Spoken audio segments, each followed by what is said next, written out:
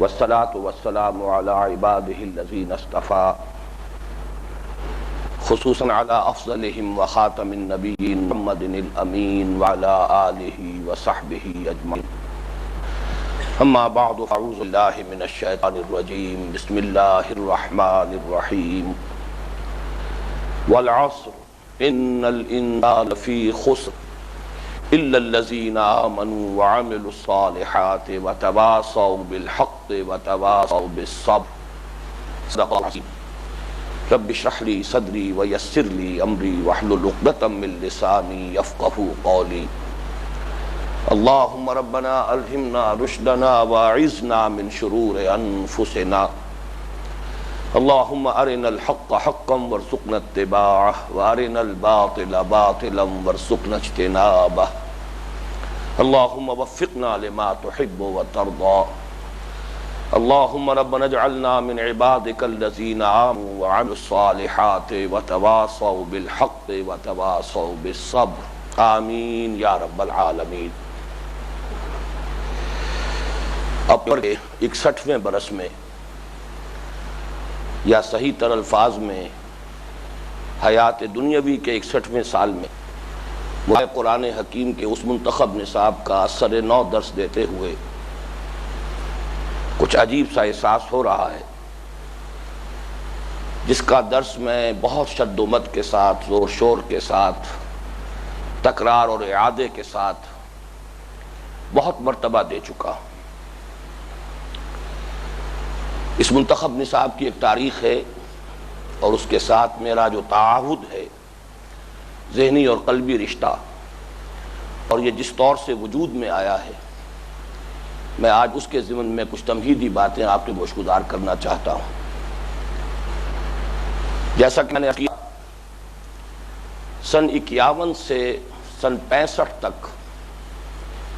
تقریباً 14 برس ہیں جن کے دوران یہ منتخب نصاب تشکیلی مراحل طے کرتے ہوئے اپنی آخری مکمل اور معین شکل میں سامنے آیا ہے۔ اس کے بعد سن 65-66 سے کر اور 75-76 تک 10 برس۔ اب میں یاد کرتا ہوں تو حیرت ہوتی ہے کہ کس شد و مد کے ساتھ، زور شور کے ساتھ، جوش و خروش کے ساتھ، تواتر کے ساتھ، تکرار کے ساتھ، اعادہ کے ساتھ میں نے اس منتخب نصاب کا درس دیا ہے۔ یہ منتخب نصاب کا درس لاہور میں ہوتا رہا۔ میں نے جو مطالعہ قرآن کے حلقے قائم کیے تھے، حلقہ ہائے مطالعہ قرآن، لاہور کی متعدد آبادیوں میں، وہاں میں نے اس مکمل منتخب نصاب کا درس دیا۔ پھر یہ کہ مسجد خضرہ سمن آباد میں جب سلسلے وار درس شروع ہوا، اس سے پہلے اس منتخب نصاب کا مکمل درس دیا۔ پھر ایک دو مرتبہ اس میں وقفہ آیا، میری بیرون ملک سفر کی وجہ سے کوئی 4 ماہ کی غیر حاضری رہی لاہور سے، تو اس کے بعد پھر جب آیا میں تو پھر منتخب نصاب کے درس سے دوبارہ آغاز کیا۔ پھر جب وہ ہمارا ہفتے وار درس منتقل ہوا مسجد شہداء میں، تو پھر وہاں اس کا منتخب نصاب کا پھر سلسلے وار درس دیا۔ پھر مسجد شہداء میں ایک مرتبہ سن 78 میں، جس کی یاد ابھی حال ہی میں ایک صاحب نے تازہ کرائی ہے جو اس میں شریک رہے تھے، ایک 40 روزہ پروگرام جاری رہا تھا۔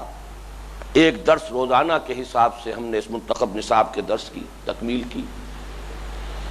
پھر یہ کہ متعدد تربیت گاہیں جو لاہور میں منعقد ہوئیں، جن میں سن 72 کی تربیت گاہ اس اعتبار سے بڑی اہم تھی کہ اسی کے دوران مرکزی انجمن خدام القرآن نے اپنے تشکیل اور تاسیسی مراحل طے کیے۔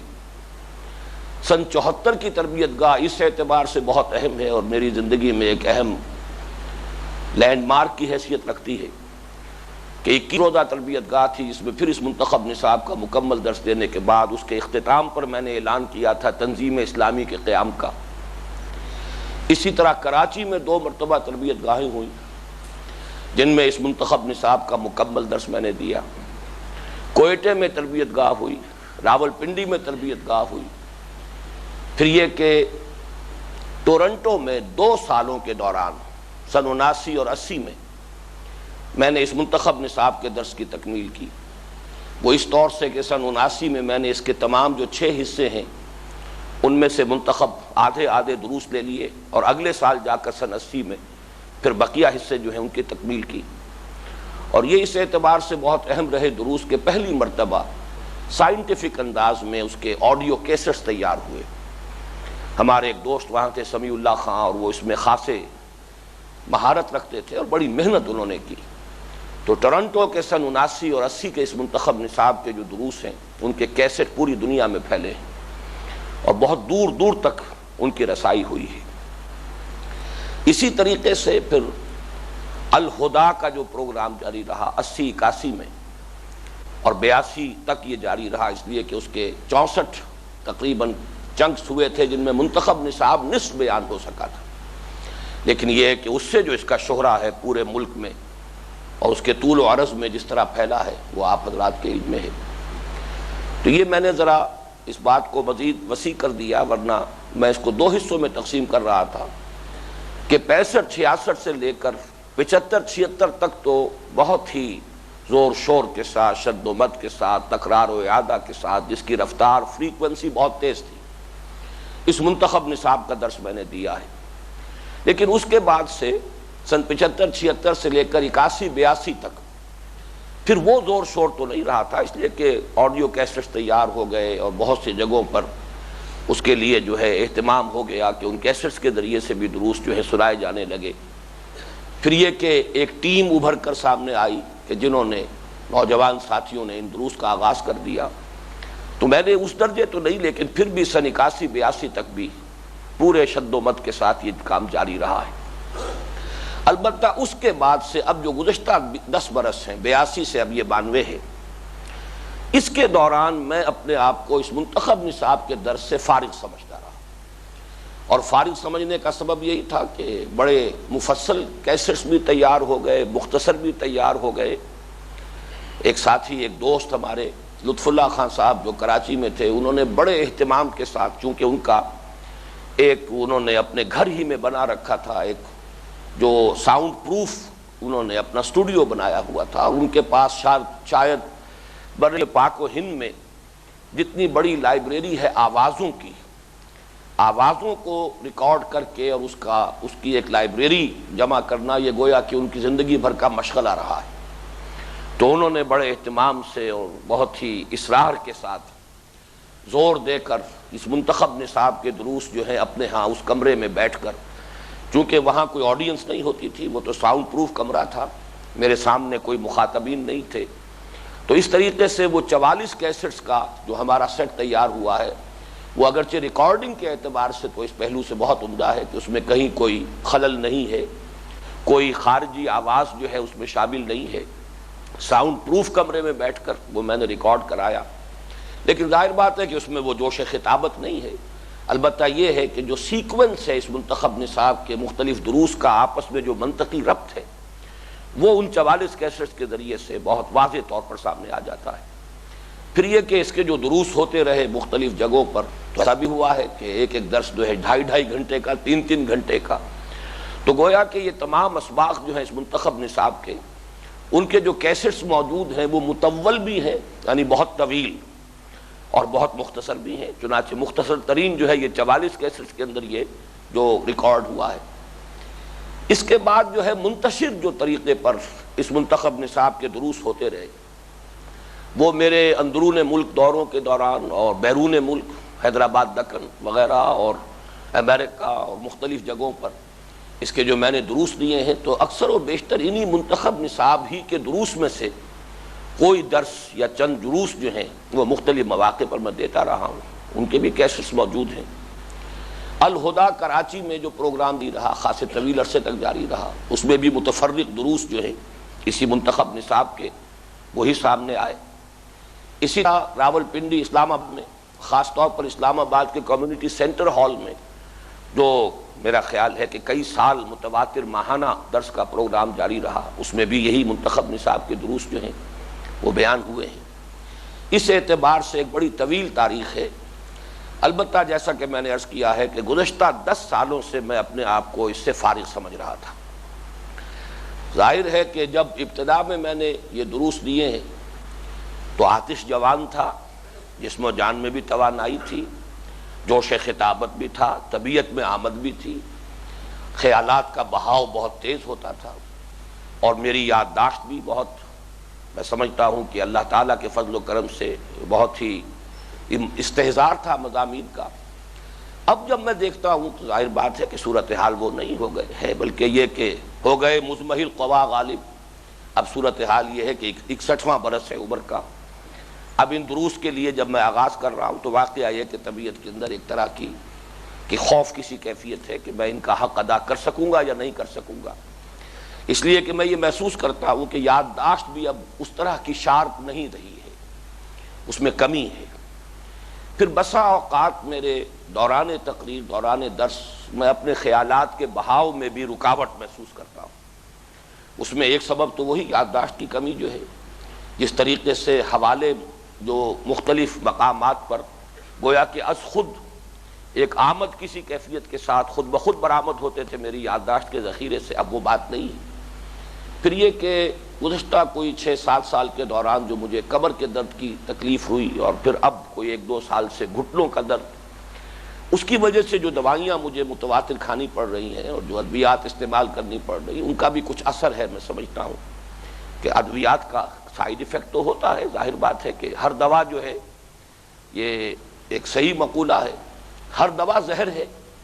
اس لیے کہ دوا ہے، وہ انسان کی کوئی نارمل کنزمپشن کی چیز تو نہیں ہے، غذا تو نہیں ہے۔ جہاں اس کے وہ مفید نتائج ہوتے ہیں جن کے لیے وہ دوا استعمال کی جاتی ہے، وہیں کچھ نہ کچھ مضر پہلو بھی ان کے ہوتے ہیں۔ پھر یہ کہ تیسری بات مجھے یہ بھی محسوس ہو رہی ہے اس وقت اس درس کا آغاز کرتے ہوئے، کہ اس دوران میں ظاہر بات ہے کہ انسان کا فکر جو ہے اس میں وسعت بھی ہوتی ہے، کچھ گہرائی بھی پیدا ہوتی ہے، تو ایک اب عادت ثانیہ بن گئی ہے زیادہ گہرائی میں جانے کی، تعمق کی۔ اور میں یہ سمجھتا ہوں کہ اس منتخب نصاب کا جو اصل کام ہے وہ در حقیقت یہ نہیں ہے کہ گہرائی میں زیادہ اترا جائے، بلکہ یہ چونکہ ہماری اس دعوت اور تحریک کی اصل بنیاد بنا ہے، تو اس کے اندر ایک میکروسکوپک ویو لانا جو ہے وہ زیادہ پیش نظر ہے، کہ ایک بڑا خاکہ ذہن میں بن جائے۔ اس کے بعد یہ کہ اس میں تفصیلات کا رنگ جو ہے وہ بھرا جا سکتا ہے، یا اس میں مختلف جو نکات ہوں علمی، ان کے اندر، ان کی گہرائی کے اندر جانا، یہ بھی ایک اضافی بات ہوگی۔ لیکن یہ کہ اگر ادھر زیادہ توجہ ہو جائے تو اس بات کا امکان ہے کہ وہ جو اس کو میں میکروسکوپک ویو کہہ رہا ہوں، اگر مائکروسکوپک چیزوں پر توجہ زیادہ ہو گئی اور مختلف علمی نکات پر زیادہ وقت صرف ہو گیا، تو اس کے نتیجے میں شاید جو اس کی جو افادیت ہے اور جو اس سے اصل مقصود ہے اس کو کچھ نقصان پہنچے۔ تو مجھے شعوری طور پر یہ اندیشہ جو ہے لاحق ہے، اور میں اپنے طور پر پوری طرح کوشش کروں گا کہ میں ان چیزوں سے ذرا بچ کر نکلوں، زیادہ علمی مباحث اور زیادہ گہرائی میں جانے والی جو باتیں ہیں ان سے احتراز کرتے ہوئے، اور وہی جو اس کا جو اصل مقصود ہے کہ ایک بڑا خاکہ جو ہے وہ ذہن کے اندر تیار ہو جائے قرآن مجید کی تعلیمات کا۔ کوشش کروں گا کہ توجہ اسی پر مرتکز رہے، لیکن اندیشہ یہ ہے کہ وہ عربی کا ایک مقولہ ہے کہ ظرف میں جو ہوتا ہے وہی ٹپکتا ہے، تو ظاہر بات ہے کہ اب ذہن میں جو چیزیں ہیں وہ بے اختیار بھی اور بلا ارادہ بھی ہو سکتا ہے کہ وہ زبان سے ٹپکیں، تو یہ بھی ایک اندیشہ ہے۔ میں یہ ساری باتیں اس لیے عرض کر رہا ہوں کہ آپ حضرات ذہناً جو ہے وہ اس کے لیے خود بھی تیار ہو جائیں، اور میں ایک طرح کی آٹو سجیشن بھی کہ میں خود اپنے سامنے بھی جو چیزیں رکھ رہا ہوں اس میں آپ کو گواہ بنا رہا ہوں، تاکہ مجھے ان پر عمل کرنے میں کچھ آسانی ہو جائے۔ یہ ساری دقتیں اپنی جگہ پر ہیں، جیسا کہ میں نے عرض کیا، یادداشت بھی اب اس طرح کی نہیں رہی، خیالات کے بہاؤ میں بھی اب وہ تسلسل، وہ روانی، وہ آمد کی کیفیت نہیں ہے، کہیں کہیں رکاوٹ بھی ہوتی، جسے میں خود شدت سے محسوس کرتا ہوں، سامعین کی طرف سے بھی بسا اوقات اس کا اظہار ہوتا ہے۔ پھر دوسری طرف یہ کہ وہ تعمق کی جو عادت بن گئی ہے، عادت ثانیہ جب بن جائے تو بڑا مشکل ہوتا ہے اس سے آدمی کا بچ کر نکلنا۔ اس سب کے باوجود جب احباب کا یہ تقاضا ہوا کہ اس درس کو اثر نو میں ریکارڈ کراؤں، اور در حقیقت یہ ہماری اس دعوت و تحریک کی ایک ضرورت ہے، احباب کا تقاضا اپنی جگہ پر ہے، لیکن چونکہ ہماری یہ پوری دعوت اور تحریک اس کی اصل اساس، اس کی جڑ یہی ہے۔ جڑ کہا جا سکتا ہے کہ دعوت رجوع القرآن، تعلیم و تعلم قرآن، لیکن یہ کہ اس کے لیے جو اصل اساس بنی ہے، جو اصل اس کے لیے مرکز اور محور بنا ہے، وہ یہی مطالعہ قرآن حکیم کا منتخب نصاب ہے۔ اس کے ہمارے پاس جو ریکارڈنگ ہے وہ آڈیو کیسٹس میں تو ہے، مطول بھی اور مختصر بھی، لیکن یہ کہ ویڈیو کیسٹس میں یہ موجود نہیں ہے۔ تو تقاضا یہ ہوا، اور آج کل کا جو بھی ہر زمانے کا اپنا ایک رجحان ہوتا ہے، تو محسوس ہوتا ہے کہ اب جو اس کی تاثیر ہے آڈیو ویژول دونوں چینلز کے ذریعے سے، کانوں اور آنکھوں دونوں کے ذریعے سے جو بات انسان کے ذہن میں اترتی ہے اس کی تاثیر زیادہ ہے۔ اس اعتبار سے اس ضرورت کا احساس ہوا، اور میں اس کو کوشش کر رہا ہوں اللہ تعالیٰ پر بھروسہ کرتے ہوئے، بیدہ توفیق والہ التکلان، توفیق، تیسیر، تائید، نصرت کل کی کل اللہ کی طرف سے ہے، اور ہمارا توکل، اعتماد، بھروسہ بھی اسی کی ذات پر ہے۔ آپ بھی دعا کریں کہ اللہ تعالیٰ جو بھی اس ضرورت کا احساس ہوا ہے ہمارے رفقا کو، اور جس کو قبول اور تسلیم کرتے ہوئے میں اس منتخب نصاب کے درس کا سر آغاز کر رہا ہوں، اللہ تعالیٰ اسے بابرکت بنائے، مفید بنائے، اور مجھے بھی توفیق دے کہ ان تمام رکاوٹوں کے باوجود جو میں نے بیان کی ہیں میں کسی درجے میں اس کا حق ادا کر سکوں۔ اس سے پہلے کہ اب سورۃ العصر سے میں اپنے درس کا آغاز کروں، میں اسی تمہید میں شامل کرنا چاہتا ہوں ایک دوسرا حصہ، کہ جس کو میں نے عرض کیا تھا کہ اس منتخب نصاب کا ایک تشکیلی پیریڈ ہے، اس کی ایک تاریخ ہے، سن 51 سے اور سن 65 تک یہ مختلف مراحل طے کرتا ہوا اس شکل کو پہنچا ہے کہ جو اب مطبوعہ کتابی شکل میں بھی سامنے موجود ہے۔ اس کی تاریخ بھی بیان کر دوں، اور اس کے ساتھ ہی جو میرا فہم قرآن کا بھی جو ایک پس منظر ہے، اور پھر میرے فکر قرآنی میں جو مختلف عناصر شامل ہوئے ہیں، یا اس کی جو ڈائمنشنز ہیں، اس کے جو ابعاد ہیں، ان کا بھی تذکرہ کر دوں۔ اور یہ کہ آج جس صورت سے ہم آغاز کرنے والے ہیں، سورۃ العصر سے جو میرا تعاہد ہے، تعاہد کی اصطلاح ہے ذہنی قلبی رابطہ، تعلق، اور اس کے ساتھ انسان کا عملی ربط یہ قائم رہے، تو یہ تعاہد بالقرآن، یہ ہمارے ہاں حدیث کی کتابوں میں بعض ابواب کے یہ عنوانات میں سے ہے، قرآن کے ساتھ مسلسل ایک ذہنی اور قلبی اور انسان کا ایک عملی رشتہ قائم رہے۔ تو اسی طریقے سے یہ تعاہد جو میرا سورۃ العصر سے ہے، اس کی بھی ایک تاریخ ہے۔ تو ان تینوں پہلوؤں سے کچھ ایک تاریخی پس منظر میں آپ کے سامنے بیان کر رہا ہوں، اگرچہ یہ چیزیں تفصیلاً بھی بیان ہو چکی ہیں، یعنی میرے فہم قرآن کے جو مختلف عناصر ہیں، کہاں کہاں سے سورسز کون کون سی ہیں، کہاں کہاں سے میں نے استفادہ کیا ہے، اور پھر یہ کہ جو بھی اس سے فکر وجود میں آیا ہے اس کی ڈائمنشنز کیا ہیں، یہ میں اپنی اس تالیف میں جو دعوت رجوع القرآن کا منظر اور پس منظر کے نام سے اب طبع شدہ موجود ہے، مفصل کتاب ہے، ضخیم کتاب ہے، اس میں تفصیل سے بیان کر چکا ہوں۔ اسی طریقے سے جب اب سے تقریباً 20 برس قبل یہ منتخب نصاب کتابی شکل میں شائع ہوا تھا، تو میں نے اس کے دیباچے میں اس منتخب نصاب کا پس منظر بھی بیان کر دیا تھا کہ یہ کیسے وجود میں آیا ہے، اس کا نقطہ آغاز کیا ہے، اور اس کا اصل جو ہے، جو اس کا نیوکلیس ہے، یا اس کا اصل حیولہ جو ہے بنیادی، وہ کس کا تجویز کرتا ہے۔ لیکن مجھے معلوم ہے کہ اس دور میں آ کر جب یہ آڈیو ویژول کا جب سے سلسلہ چلا ہے، اب پڑھنے کی طرف طبعیں کم ہی راغب ہیں، طبیعتوں کا رجحان پڑھنے کی طرف نہیں ہے۔ تو یہ جو اب سلسلہ ہمارا ریکارڈ ہو رہا ہے آڈیو اور ویڈیو میں اس منتخب نصاب کے سلسلے وار درس کا، اس کی تمہید کے طور پر بھی یہ چند چیزیں میں اس لیے شامل کر رہا ہوں کہ جو شخص بھی اس کے ذریعے سے اس منتخب نصاب کو سمجھنا اور سننا شروع کرے، اس کے سامنے یہ چند باتیں اختصار کے ساتھ آ جائیں۔ اس میں جو چند نکات میں نے نوٹ کیے ہیں سلسلے وار اب آپ کے سامنے رکھ رہا ہوں۔ میرے دل پر عظمت قرآن کا جو اولین نقش قائم ہوا ہے وہ علامہ اقبال کی شاعری سے، جس سے میرا ایک تعلق جو ہے جب میں 5ویں جماعت کا طالب علم تھا اس وقت قائم ہو گیا۔ بانگ درا مجھے اس وقت ملی ہے، اور خاص طور پر اس کی نظم جو ہے شکوہ اور جواب شکوہ، یہ گویا کہ میرے اس وقت کا جو بھی شعور تھا، در حقیقت تو وہ تحت الشعور کہنا چاہیے، ابھی وہ فارمیٹیو سٹیج ہے، 10 برس 11 برس کی عمر، لیکن وہ پیوست ہو کر رہ گئی ہے وہ نظم شکوہ اور جواب شکوہ۔ اور اس میں خاص طور پر جواب شکوہ کا یہ شعر کہ وہ زمانے میں معزز تھے مسلمان ہو کر، اور تم خار ہوئے تاریک قرآن ہو کر، یہ میں صرف اس وقت گنوا رہا ہوں کہ قرآن مجید کی اہمیت، اس کی عظمت اس درجے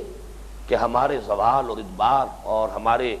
تمام یہ ذلت اور رسوائی کا اصل سبب قرآن کو ترک کر دینا ہے، اس سے اب تو تعلق کا توڑ لینا ہے۔ یہ ہے در حقیقت نقش اولی۔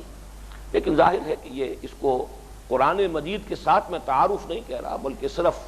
قرآن مجید کی عظمت اور اہمیت کا ایک نقش اولی ہے۔ فہم قرآن کے ساتھ میرا پہلا تعارف ہوا ہے یہ 1947 کا جو پر آشوب دور ہے۔ میں میٹرک کے امتحان سے فارغ ہو چکا تھا اور 12 جولائی 1947 کو نتیجہ بھی برآمد ہو چکا تھا۔ اس کے بعد حصار جو اب مشرقی پنجاب نہیں بلکہ اب ہریانہ میں ہے، وہاں ہم لوگ تھے۔ پھر وہ فسادات، بلکہ لفظ فسادات غلط ہے، حملے شروع ہوئے، اس لیے کہ وہ تو ہندوؤں کی طرف سے پہم جو ہے حملے ہوتے تھے، لیکن یہ کہ اللہ تعالیٰ نے کوئی شکل ایسی پیدا کر دی تھی،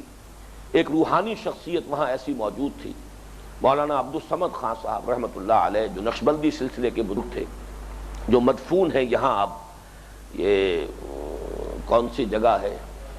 دینالہ خرد میں مدفون ہے، اور یہ لاہور کی جو مسلم مسجد ہے اس کا سنگ بنیاد انہی کا رکھا ہوا ہے، اور جو وہاں پتھر لگا ہوا ہے اس پر ان کا نام درج ہے۔ ان کی شخصیت اس اعتبار سے بڑی ہی بابرکت ثابت ہوئی کہ اس سے مسلمانوں کی شیرازہ بندی رہی۔ ایک مرکزی شخصیت ہو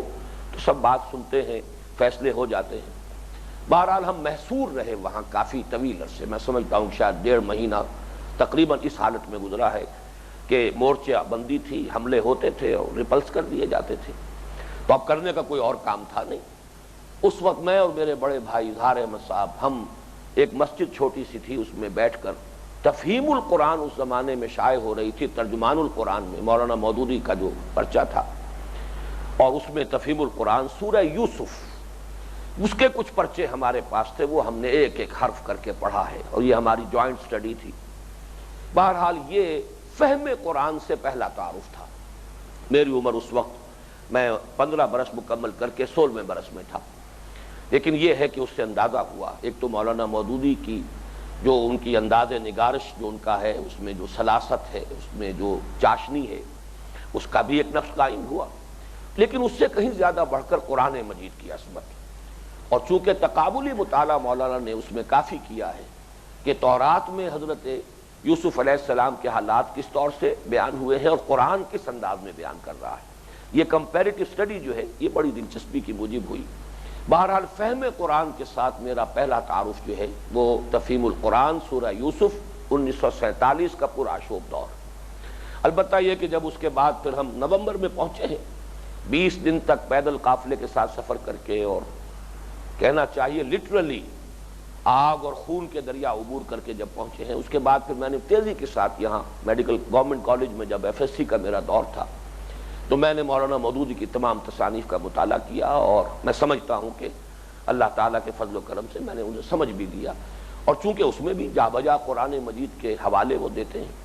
اس اعتبار سے قرآن مجید کے ساتھ ذہنی ربط اور قائم ہوا۔ لیکن اس کے ساتھ ہی پھر یہ سن 51-52 میں اب آئیے فکر فراہی کے ساتھ میرا ابتدائی تعارف ہوا۔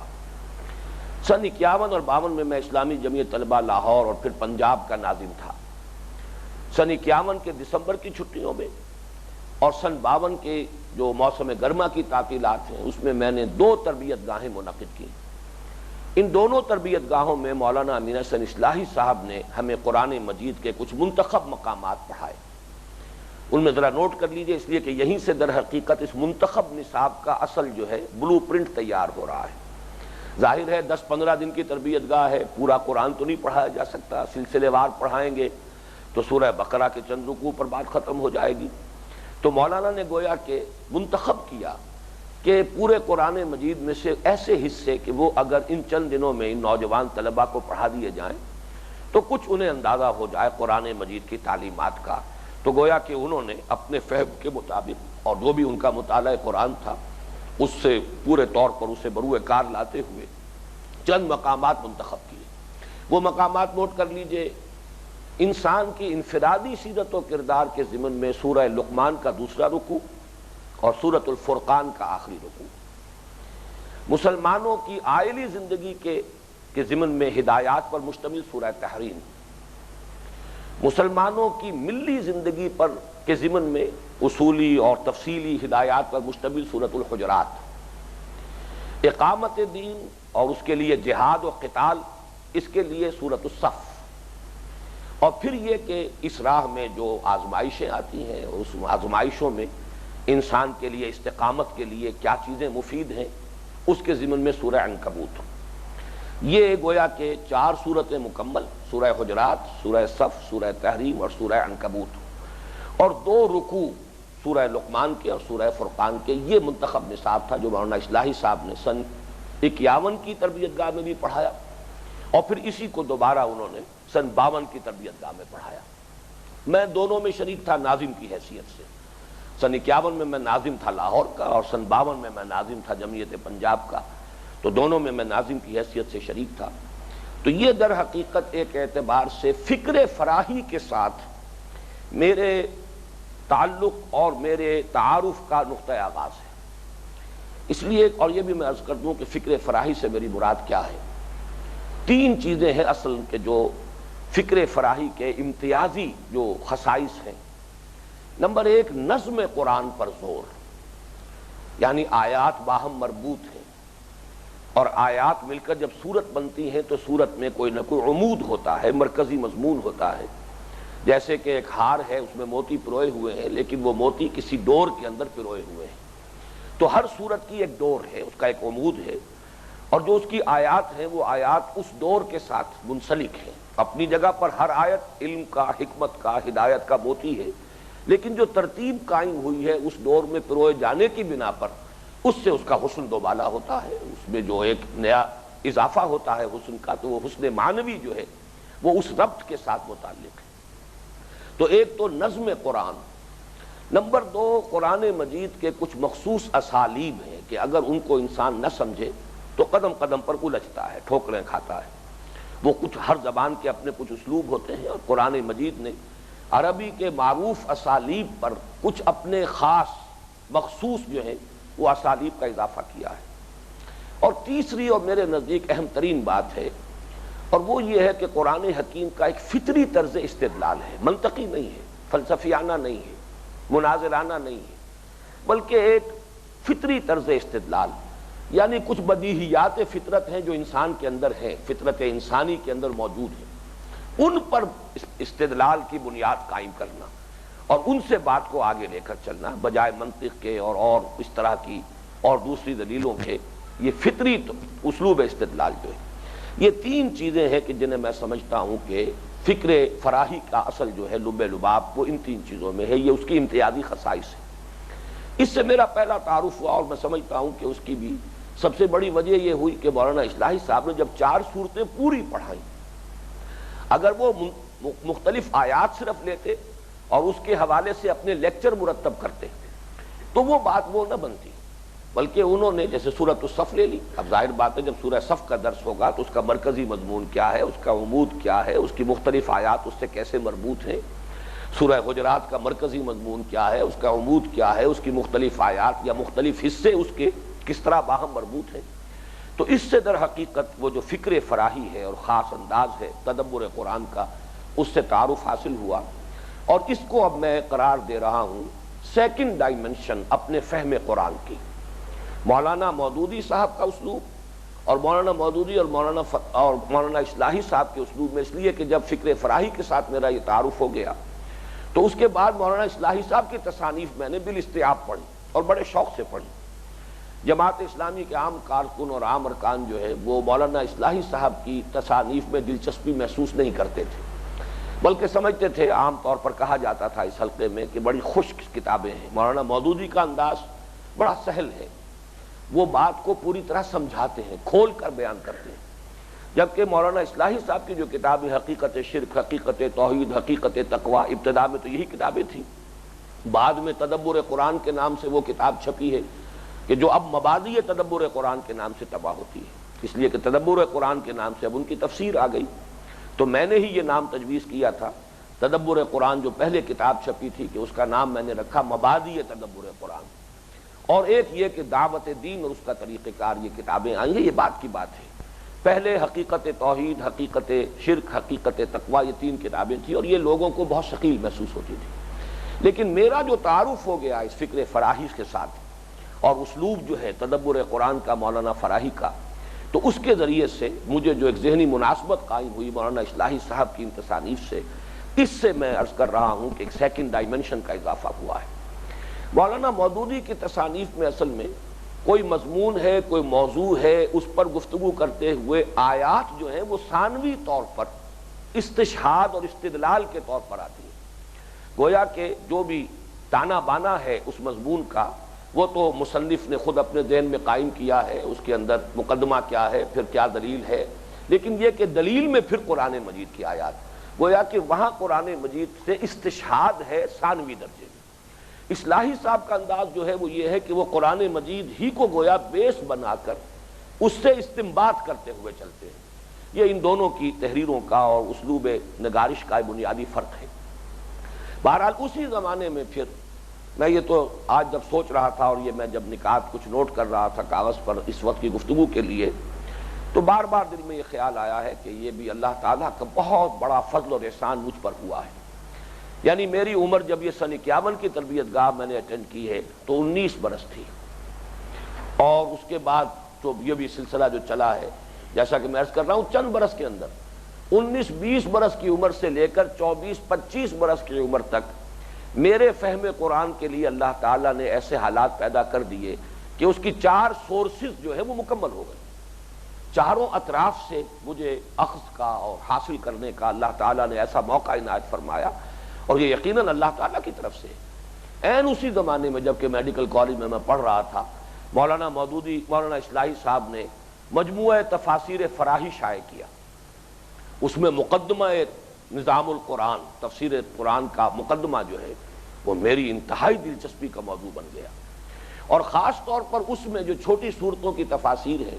ان میں سورۃ العصر، اس کی تفسیر تو یوں سمجھیے کہ میرے دل کے اوپر اس طرح نقش بن کر قائم ہوئی ہے، دل پر اور ذہن پر، کہ میرے بعد کے یہ سارا جو منتخب نصاب کا سلسلہ بعد میں جس طور سے مرتب ہوا ہے اس میں اس کا نقطۂ آغاز بعد میں بنا سورۃ العصر۔ اس کے لیے در حقیقت یہ جو تفاسیر فراہی میں جو تفسیر سورۃ العصر ہے، جب میں نے اس کا مطالعہ کیا اور اس کی عظمت کا نقش میرے قلب اور ذہن پر قائم ہوا، یہ بھی اسی دور کی بات ہے۔ بہرحال اس زمانے میں یہ بات بھی طے ہو گئی کہ جو بھی منتخب نصاب میرے ذہن میں مرتب ہونے والا تھا اب اس کا نقطۂ آغاز سورۃ العصر بنے گی۔ حالانکہ مولانا اصلاحی صاحب نے جیسا کہ میں نے عرض کیا ہے جو منتخب نصاب مرتب کیا تھا اس میں سورۃ العصر کا کوئی ذکر نہیں تھا۔ انہی دنوں اور اللہ تعالیٰ کا جو فضل و کرم مجھ پر ہوا وہ یہ کہ حضرت شیخ الہند مولانا محمود حسن دیوبندی رحمۃ اللہ علیہ کا ترجمہ قرآن، جس میں کہ تفسیری حواشی شامل ہیں شیخ الاسلام علامہ شبیر احمد عثمانی رحمۃ اللہ علیہ کے، یہ کراچی کے کچھ سیٹھوں نے ایک اعتبار سے تو کہیے کہ سرقہ کیا تھا، چوری کی تھی، لیکن یہ سرقہ یا چوری جو بھی تھی وہ نیک مقاصد کے لیے تھی، اس لیے کہ یہ جو ترجمہ قرآن شیخ الہند کا اور جو اس کے حواشی علامہ شبیر احمد عثمانی کے، یہ در حقیقت اخبار مدینہ جو بجنور سے شائع ہوتا ہے یو پی میں، اس کے پاس اس کے حقوق تھے اور اس کی اجازت کے بغیر طبع یہاں نہیں ہو سکتا تھا، لیکن کراچی کے کچھ سیٹھوں نے بہرحال خدمت قرآن کی نیت سے ان کی اجازت کے بغیر اس کو شائع کیا اور بڑے اہتمام سے شائع کیا، ہانگ کانگ سے شائع کرائے، بڑا دبیز موٹا کاغذ، بڑی عمدہ عکسی طباعت۔ اب تو خیر طباعت کا معیار بہت بلند ہو چکا ہے، لیکن اس وقت تو وہ ہمیں بھی بڑا اچانک لگا تھا کہ اتنی عمدہ طباعت کے ساتھ نیلی سیاہی کے ساتھ بہت خوبصورت، اور وہ پھر انہوں نے مفت تقسیم کیا، یعنی اس اعتبار سے وہ ٹیکنیکلی تو آپ اسے سرقہ کہیں، اس لیے کہ بہرحال ان لوگوں کے جو بھی مفادات تھے مالی ان کے اوپر تو کچھ نہ کچھ اس سے جو ہے وہ زد پڑی ہے، لیکن یہ کہ خدمت قرآن کا بہت بڑا کام تھا، انہوں نے مختلف اداروں کو اس کے نسخے جو ہیں دے دیے عام کرنے کے لیے،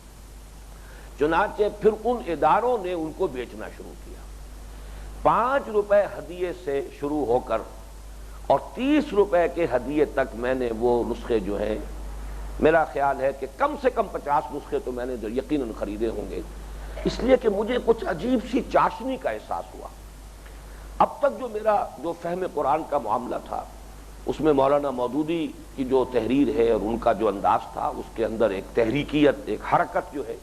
وہ بھی میں نے اس سے اخذ کی۔ مولانا اصلاحی صاحب کا انداز جو ہے اس میں مائکروسکوپک انداز ہے گویا کہ، قرآن مجید کے الفاظ اور آیات کے مابین رب کو تلاش کرنا، جیسے کہ فوکس کر دیا جائے مائکروسکوپ کو، لیکن یہ کہ اس میں زیادہ تر جو ہے اپیل وہ انسان کی عقل سے ہے۔ اس ترجمے کو جب میں نے پڑھا ہے، جب پہلی مرتبہ میرے سامنے آیا، تو میں نے اس میں واقعہ یہ ہے کہ فراح و ریحان و جنت نعیم کا کسی انداز میں ایک نئی خوشبو محسوس کی اور ایک نئی حلاوت اور چاشنی محسوس کی۔ اس وقت میں نہیں اندازہ کر سکا کہ یہ کیا ہے، کس وجہ سے ہے، کیا فرق ہے، بنیاد کیا ہے اس کی، لیکن یہ ہے کہ بہرحال چونکہ دل کو لگی وہ بات اچھی لگی، تو میں نے پھر اس نسخے کا نہ صرف یہ کہ میں طالب علم بن گیا بلکہ اس کا میں مبلغ بن گیا، اپنے دوستوں کو احباب کو ہدیہ بھی دیا، لوگوں کو خریدنے پر بھی آمادہ کیا۔ میں اندازہ کر رہا ہوں کہ 50 کم سے کم اور ہو سکتا ہے کہ 100 تک کی تعداد جو ہے ہوئی ہو، جو میں نے اس زمانے میں یہ نسخے یا تو خود خرید کر یا یہ کہ دوستوں کو آمادہ کیا کہ وہ خریدیں۔ میں اس کا مبلغ بن گیا تھا۔ بعد میں مجھے اندازہ ہوا کہ در حقیقت اللہ تعالیٰ نے اس ذریعے سے میرے فہم قرآن میں ایک تھرڈ ڈائمنشن کا اضافہ کیا۔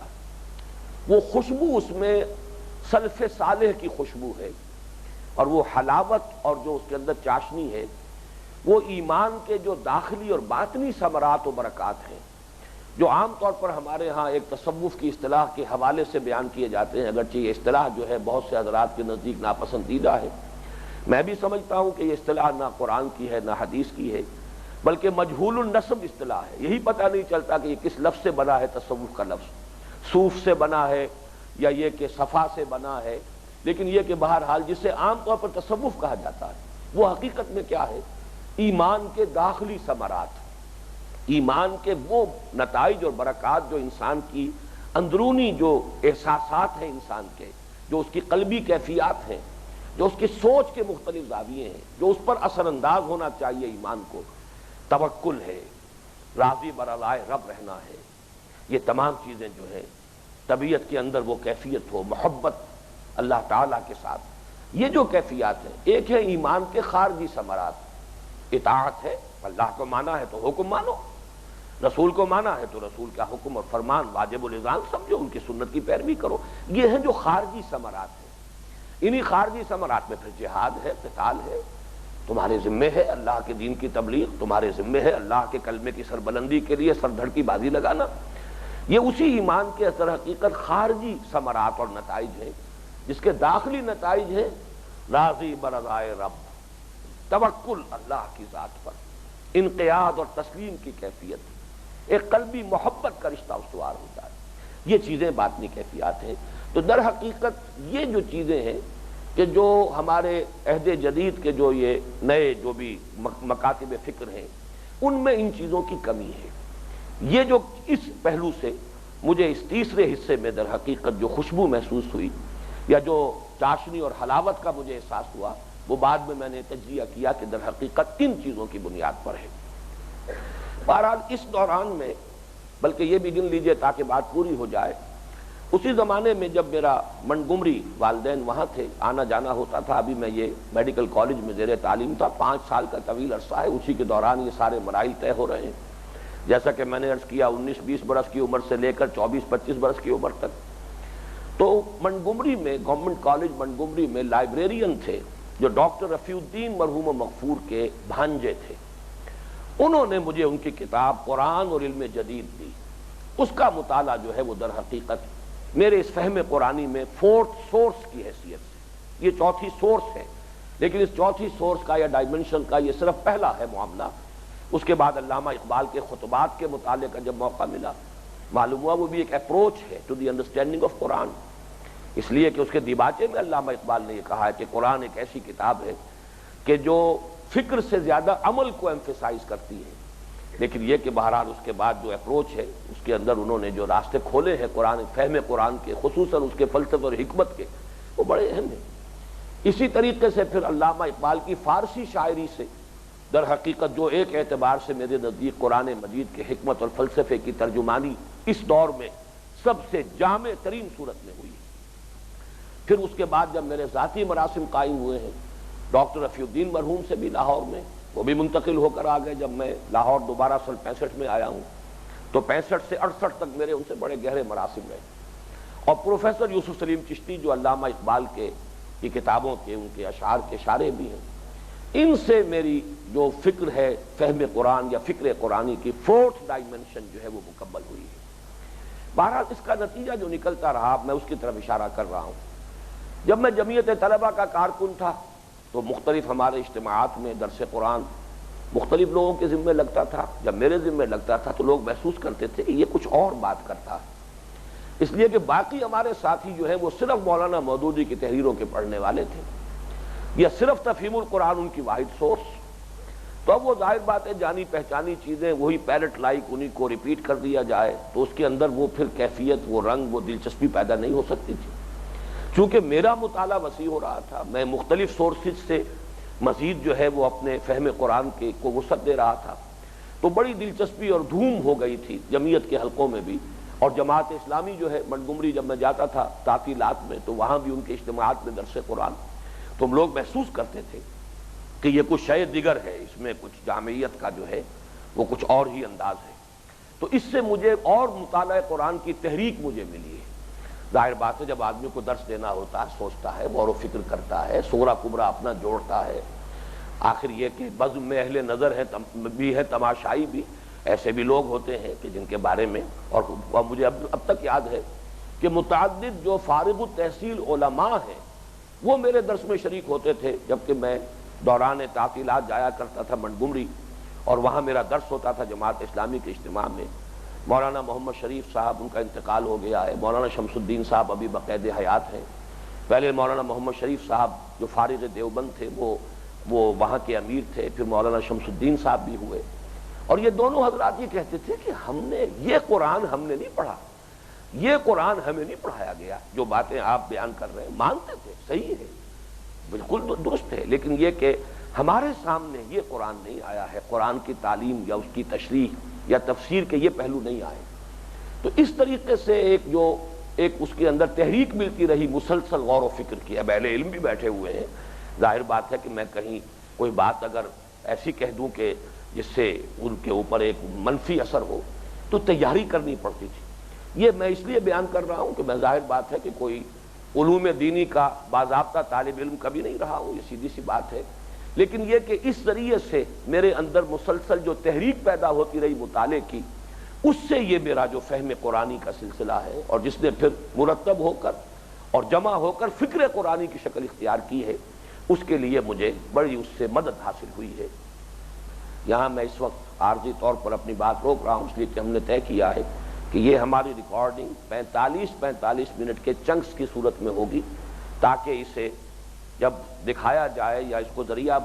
بنایا جائے اس دعوت و تبلیغ کا اور قرآن مجید کے اس فہم کو عام کرنے کا، تو معین ایک وقفے کے اندر وہ ایک نشست جو ہے مکمل ہو جایا کرے۔ اقول قولی ھذا واستغفر اللہ لی ولکم ولسائر المسلمین والمسلمات۔